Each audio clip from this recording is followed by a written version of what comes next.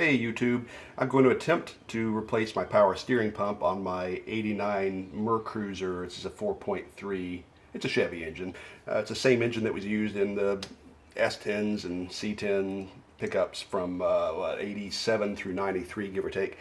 So I've gone to Napa and gotten a pulley puller. It's the Evercraft 7768013. We'll see if that does the job. And let's dig into it.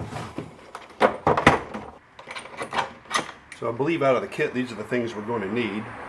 Okay, so this needs to be screwed pretty much all the way out. There we go. So it fits over the notch on the pulley and around that part of the nut, and then this little sleeve just slides over it to hold it all together. And in theory, simply screwing this in should bring that pulley off. I'm using a metric. This is a 21 mil 5/8 ratcheting wrench here.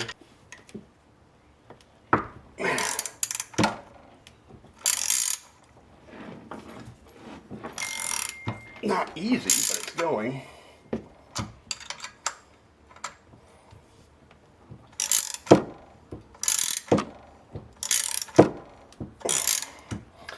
This pulley's been on here since 1989. Should have done this to start with. A lot easier with a socket. I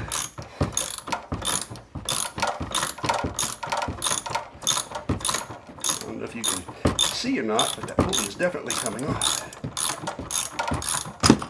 And she's free.